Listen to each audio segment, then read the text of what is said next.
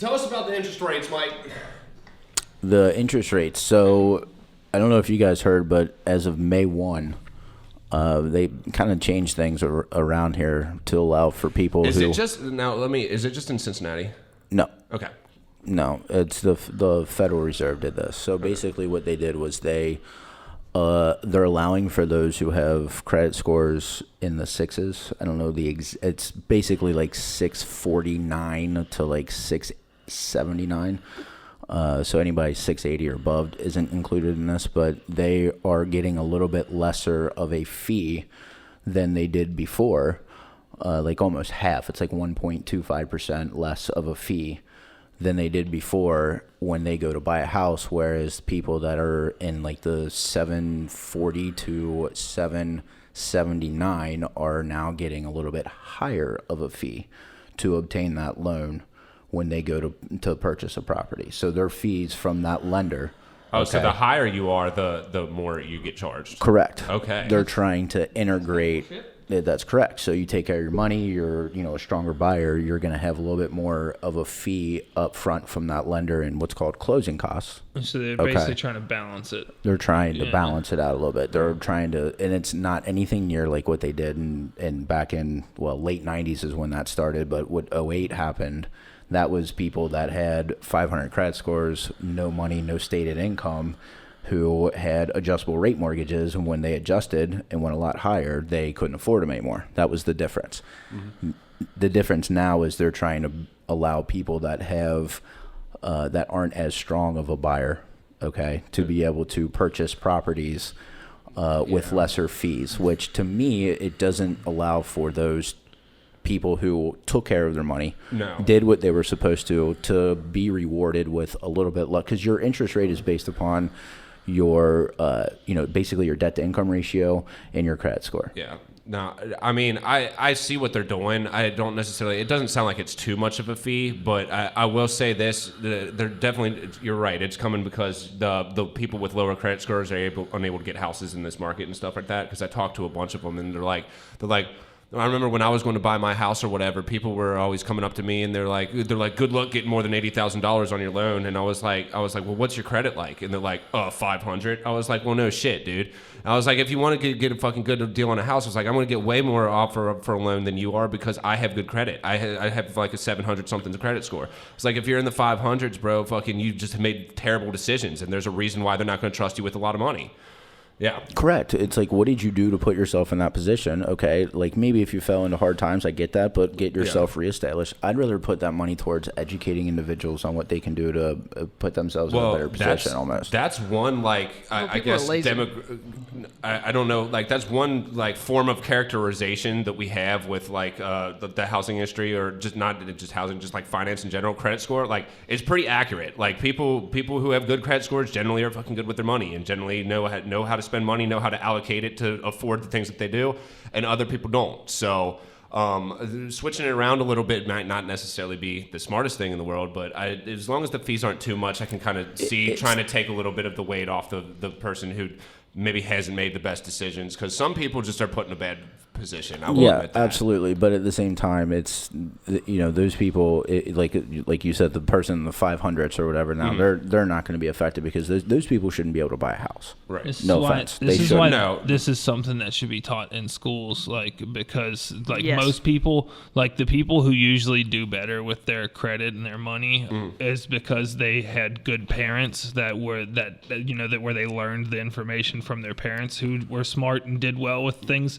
And most people that really, really suck with this stuff basically had parents who were just absent and like didn't get taught anything. So if they're not taught the shit in school, they're not ever going to learn the shit. They're going to be adults and they're going to fuck up, and and then like you said, like if you use that money to like educate the people or whatever, like just educate them in school. Like it's something that you should be learning. Everybody's got to go to school. And it's not that big. It's not that big of a fee difference. It's not like crazy outrageous. Okay, but at the same time, it's the aspect of rewarding those who haven't been as good with their money for one reason or another.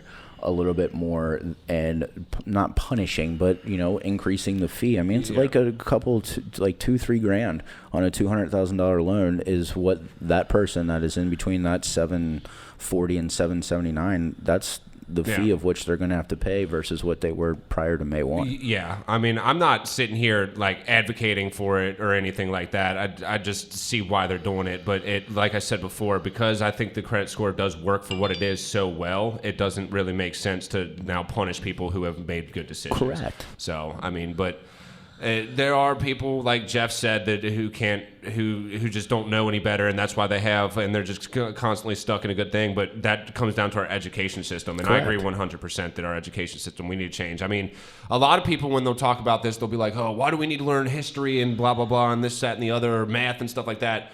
A lot of the stuff that they teach us in school at a young age is very important stuff, but they could add a little bit extra and take some of the curriculum out. Like, fucking, if I went to Elder for 4 years and I had to each quarter take one class that was a religion class the whole time, I think they can afford to do that with, like, just basic living. Correct. Life like and I don't you're use doing half that, the shit I learned in high school. and if you're doing that doing that through fucking like 1st through 12th grade, it's 12 years, one quarter, it has something like that. By the time you get out, you should have a reasonable understanding of how the shit works. Correct. Yes. Yeah. And most people don't know, how much they got to put down, like the pre-approval process. I'm not looking to like educate them on, exactly how to buy a house and go through that process, but at least like in general, I have no idea how to put a budget together, how to balance a checkbook, and how to be smarter with your money, and how the world works when you get to a point where you will need to know these Teaching things. people how to build a budget is fucking Oh my gosh. so budget important. sucks. That's why most people don't want to do it, because they don't want to sit down. 2 reasons: one, they don't want to put in the time and effort because some people are lazy, and 2, they don't want to see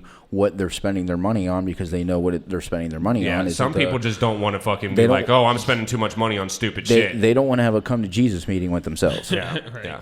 And I'll say this: I don't necessarily keep a budget. I don't have like an Excel spreadsheet where I have like to keep track of all the receipts that I've spent or whatever. But I do I look at my like bank account damn near every couple days, just to make sure, like if I'm seeing it dip to a number that like I don't really like, I'll start cutting out fast food or stuff like that. I just got rid of a bunch of subscriptions on like Netflix and stuff like that, because I was like, this is all shit that I don't really need, and it's just taken, like, I think I ended up saving like $70 to $100 in just subscriptions each month. And that can be a good chunk of change for somebody, for sure. I mean, I have 11 bank accounts at First Financial.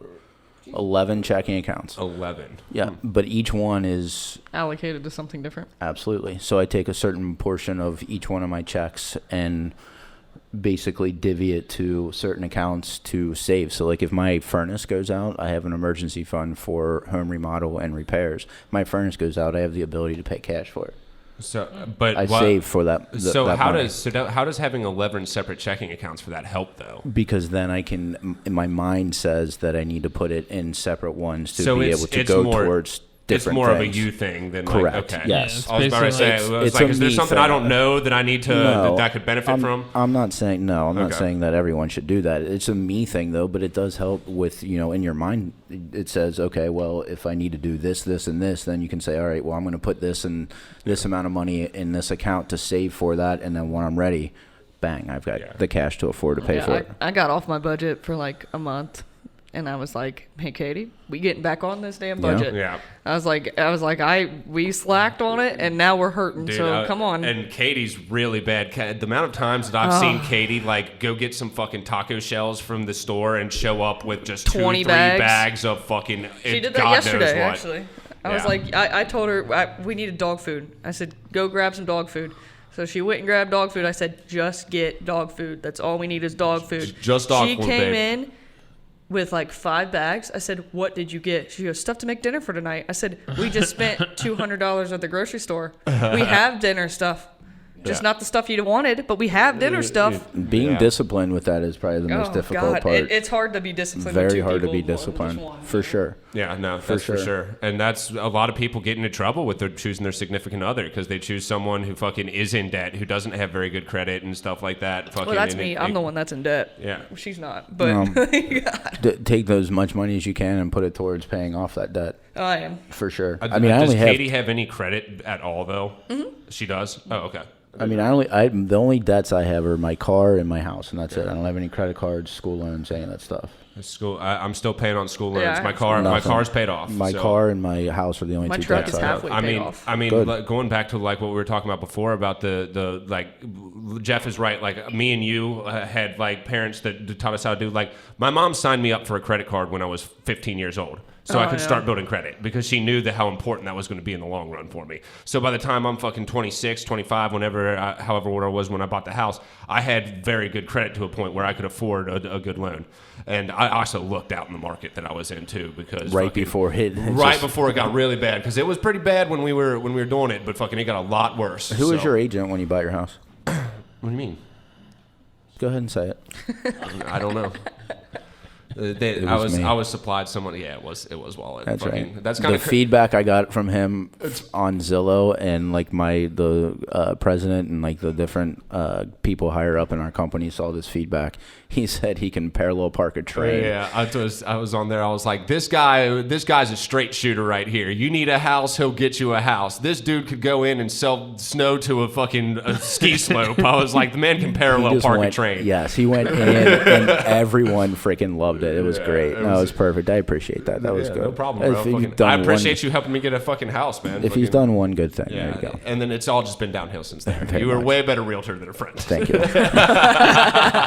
Typically the case. Actually, I'm just going to pause that right there and say we were actually friends before I bought the house. So acquaintances, but it's fine. Yeah, we were more of acquaintances back then. Now we're fucking. Now look at you. Now we're buddies. Now we're sitting Right. in your house Yeah, doing a podcast. that's right. About our rules. But yeah, man, fucking. Do we have any closing comments that we want to kind of talk about with the credits and stuff like that? No, I mean the one thing about the housing market right now is like the fact that people are buying houses based upon emotion scares the shit out of me. With waiving inspections and waiving appraisal gaps and all this other stuff. That's something that comes down to fucking budgeting and stuff like that too. People are way too emotional with their spending, and it's just like that. Luckily, thank God for my mom on this aspect because like fucking my mom's a cheap bitch to put it bluntly, and Happy Mother's Day. Happy Mother's Day. It definitely rubbed off on me because I'm a stingy bitch too, and fucking when it comes down to it, I don't find that a bad thing because I at least have, if something happens around me, I have like a backup fund to be able to pay stuff off. I'm not living good. I fucking can't do a lot of stuff. I have to restrict myself on what I do to have it that way, but I'm not broke as shit living paycheck. I mean, people are buying houses like, well, I'll just write an offer on this. I'm not in love with it, but it'll do. It's fine, whatever, because there's nothing else available out there. I've lost out on 4 or 5 other houses. I'll just buy this one. It's I think you got to look at it from a business aspect. You got to figure out what's right for you in that business mindset, not from an emotional perspective. I feel like a lot of people are put in bad positions right now because the market is the way it is, and you got people like Jack, his brother, my cousin, that he's trying to get a house in Nashville, and he probably should have bought earlier in his life. It would have helped out a lot more, especially because he's got a couple ages more around your age and stuff. But like his rent keeps going up at where he's living at now, and because renting is way more expensive than actually buying, he's gotten to a point where he wants to buy. However, the market's so shit that like he has to fucking make sacrifices at some point. Be patient. Yep. Yeah, and that's really what he can do is just be patient. Be patient. That's the best advice I can give people. Is just be patient. Well, he's got a roommate that's moving out, and when he's got his kid and another roommate and stuff like that, and where he's living at Nashville, fucking it's pretty decent paycheck that he's got to dish out to do it. And plus, he pays extra because other people have to live with the kid. Right. So just finding people that are willing to go into that scenario and pay that much, it can get difficult, especially the older you get. Because people are starting to wise up at this point. Like fucking one of our good friends, Gibby, down there, he's saving right now to get a house too. Like everyone's kind of wising up to the point that like we need to start buying houses and make better investments and stuff like that. Putting a budget together really opens your eyes. It did for me, and I'm a real estate agent. Mm-hmm. Shit. I knew I was broke, but I didn't know how broke. You never. That's why I said. And a lot of people don't like to do budgeting because they don't want to see the face of the truth. Yep. I got a raise though. Good for you. You did? Yeah. Hell yeah. Dude, no one cares. That's fucked up. I care. I love you, Bailey. And I love you. I don't know why he picks on you so much. Fucking, and mean to me. well, it's because you're mean gay. to I think you. that's what No, it is. it's not. It's Just fucking, fine. he doesn't. Oh, He doesn't wow. fucking come at me he's like that. homophobic. No. Hold on. Do I have any gay on my hand? Yeah, dude, get that away from Watch me. out, it's contagious. You'll put that on a Bud Light can. Grab me a Bud Light, would you? Do you have Bud Light? Are you No. serious? Oh god. We got warm cores. No, I'm kidding. It's cooling down. Just but- joking.